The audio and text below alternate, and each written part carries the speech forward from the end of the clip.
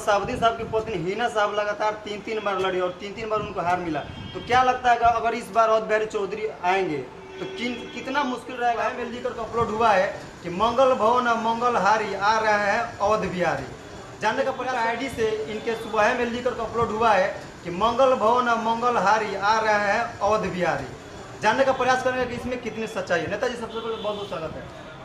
सबसे पहले आपके चैनल के माध्यम से इस जनता जनार्दन को मैं तहे दिल से धन्यवाद देता हूं और पार्टी के शीर्ष नेतृत्व का शुक्रगुजार हूं जिन्होंने बहुत ही अच्छे कैंडिडेट को यहां पे भेजे हैं। मंगल भवन मंगल हारी और आ रहे हैं अवध बिहारी फेसबुक पेज से आपका लगातार लिखा जा रहा है और देखा जाता है कि आप उनके काफ़ी करीबी। इसमें कितनी सच्चाई है, क्या लगता है वही आएंगे या फिर कोई और?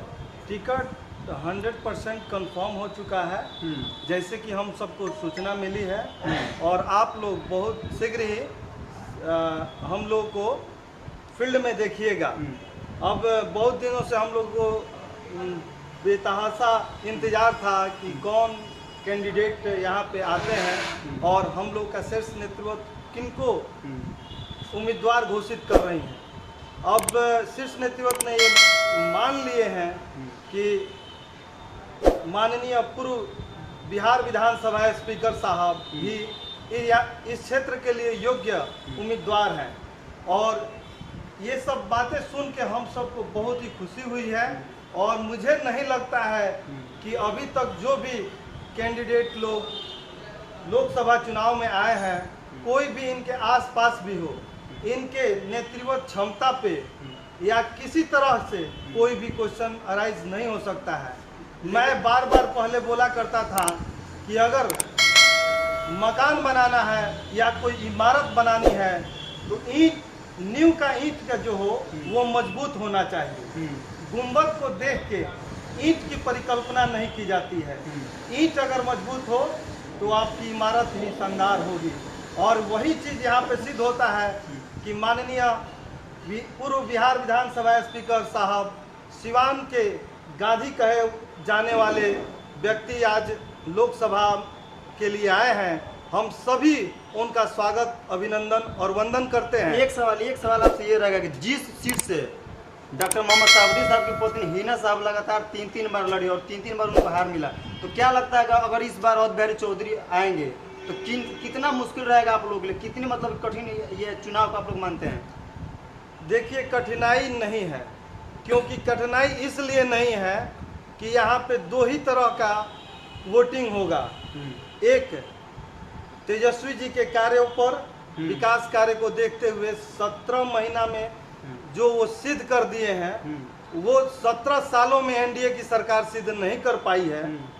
तो एनडीए को वोट मिलेगा और तेजस्वी के कामों को विकास कार्य को देखते हुए और यहाँ पे माननीय पूर्व बिहार विधानसभा स्पीकर साहब के कार्यों को देखते हुए और उनके अनुभव को देखते हुए भी लोग इनके साथ रहेंगे।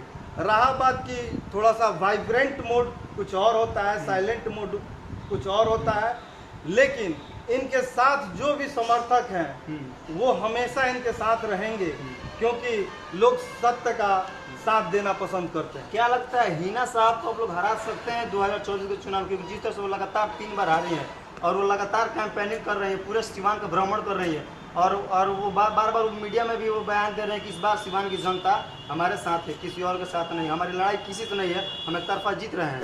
ये सिवान की जनता तय करेगी कि किसको हराना है और किसको जिताना है। सब लोग कहते हैं कि मैं जीत रहा हूँ, कोई रणभूमि में आने से पहले ही हार मान जाए तो फिर वो रणभूमि में आएगा ही क्यों? तो ऐसा कोई भी कैंडिडेट जिसको हमको लगता है 3000-4000 वोट जिसको मिला हो और उससे पूछिए तो वो कहता है कि हमको तो बहुत सारा पार्टी का टिकट ऑफर हुआ है और हम नहीं गए और हम इस बार जीत रहे हैं और आने वाले नतीजे में पता चलता है कि भाई क्यों वोट नहीं मिला और इसको क्या मिला नहीं मिला। और ये सिवान की जनता आपको तय करके दिखाएगी कि किसके साथ है। 15 साल से जिस तरह से सिवान में यानी राष्ट्रीय जनता दल का कोई भी अभी तक सांसद नहीं बना था, क्या लग रहा है 24 में अवध बिहारी चौधरी हो पाएंगे? देखिए, हमारे श्रीवत बिहारी चौधरी जी पिछले चुनाव में जीते और बिहार के लिए सबसे बड़े पोस्ट को प्राप्त किए, बिहार विधानसभा अध्यक्ष का। वैसे ही इस बार भी वो जीत के जाएंगे और सांसद बनेंगे। जिस तरह पिछले बार यहाँ की जनता ने इनको बहुमत दिलाई, इस बार भी उनको बहुमत दिलाएंगी, यही हमारी इच्छा है। मीडिया में लगातार ये बयान आ रहा है कि धोती कुर्ता वाले आदमी को घर पर जाकर लड़का खिलाना चाहिए, युवा को सपोर्ट करना चाहिए, युवाओं का साथ देना चाहिए, युवाओं को मौका देना चाहिए। ऐसा जो भी बात है वो उचित नहीं है। उचित इसलिए नहीं है क्योंकि बिना अनुभव के युवा शक्ति भी भटक जाएंगे। तो इसलिए अनुभव व्यक्ति का होना बहुत आवश्यकता है। एक कहावत तो आपने सुनी होगी कि जिस परिवार में अनुभव की कमी होता है वो परिवार बिखर जाता है। तो वो हम लोग के मार्गदर्शक हैं श्रीवत बिहारी चौधरी जी, और उन्हीं के मार्गदर्शन में हम लोग को कार्य करना है। और रहा बात कि जब तक वो हैं तब तक हम लोग किसी का सोच भी रखना उचित नहीं होगा। और कहने वाले बहुत लोग हैं, बहुत लोग कहते हैं, और बस जनता को डिसाइड करना है कि किस व्यक्ति के साथ जाए। देखिए, एक मैं बहुत मार्मिक बात हमेशा बोलता हूँ कि रेडियो का फ्रीक्वेंसी जो रिलीज़ किया जाता है, और रेडियो का फ्रीक्वेंसी जब आप रेडियो जब चलाएंगे और उसको टैली करेगा तभी जाके गाना बजेगा। बिल्कुल। तो जिस तरह के व्यक्ति होते हैं उसी तरह के संगत में जाना चाहते हैं। तो अच्छे लोग अच्छे लोगों को साथ रहेंगे और उनको विजयी बनाएंगे। बुरे लोग बुरे ही लोग को लाइक करते हैं। इसलिए मैं सबसे यह आग्रह करता हूँ कि किसी के बहकावे में नहीं जाना है, जाति धर्म के बात पे नहीं जाना है, ऊंच नीच के बात में अपना पराया क्षेत्रवाद नहीं करना है। आप अपने हृदय से पूछिए, जो व्यक्ति आपके हृदय में अच्छा हो, आपके हृदय से आवाज़ निकले कि ये व्यक्ति अच्छा है और ये समाज के लिए अच्छा कर सकता है, उसमें किसी तरह का भाव नहीं है, किसी तरह का भेदभाव नहीं है, उस व्यक्ति का साथ दीजिए। गलत लोग का साथ देने के बाद अपने पैर पे कुल्हाड़ी मारने के समान होता है। कितना विकास हो रहा है और कहाँ कहाँ लोग बरगला रहे हैं वो सभी जनता जानती है, इसमें कोई दोहमत नहीं है। तो लोग अपने बात बोल के और खुद बदल जाया करते हैं। इसलिए मैं यही आप सबसे आग्रह निवेदन करूंगा कि देखिए, गुलामी के तरफ बढ़ने के लिए प्रयासरत नहीं होइए। मानव जीवन हम सबको मिला है तो सोच समझ के कदम उठाना है और सही लोगों को ही लाना है। तो मुद्दा इस बार का क्या रहेगा आप लोग का? हम सबका मुद्दा है विकास, भाईचारा, समाजवाद, जिसका सामंतवादी व्यवस्था से, पूंजीवादी व्यवस्था से गठजोड़ है, उस सबको भ्रष्ट नेताओं को समाप्त करना, हटाना मार्ग से, और बरगलाना नहीं किसी को।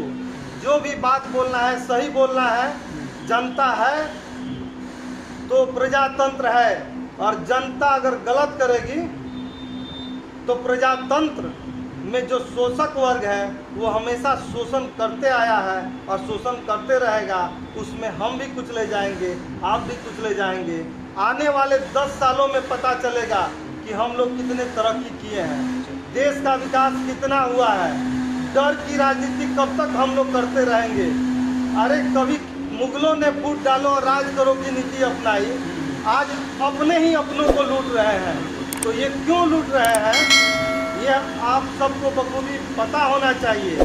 मुझे खेद है उन लोगों से जो छोटी छोटी अपनी खास बातों के लिए अनर्गल बातें बोलते हैं, अपने लाभ के लिए, मतलब समाज हित को ध्यान में न रख के लोग गलत व्यक्तियों का चुनाव कर देते हैं। तो इसलिए मैं सभी जनता जनार्दन से आवेदन करूंगा, निवेदन करूंगा, प्रार्थना करूंगा कि आप लोग सही व्यक्तियों का चुनाव करें। अगर हमारे लोकतंत्र का एक सिपाही मजबूत होगा तो हमारा लोकतंत्र मजबूत होगा, हमारा प्रजातंत्र मजबूत होगा। प्रजातंत्र में प्रजा की शासन होगी, और ये इसमें कोई तोहमत नहीं है। चलिए बहुत बहुत धन्यवाद।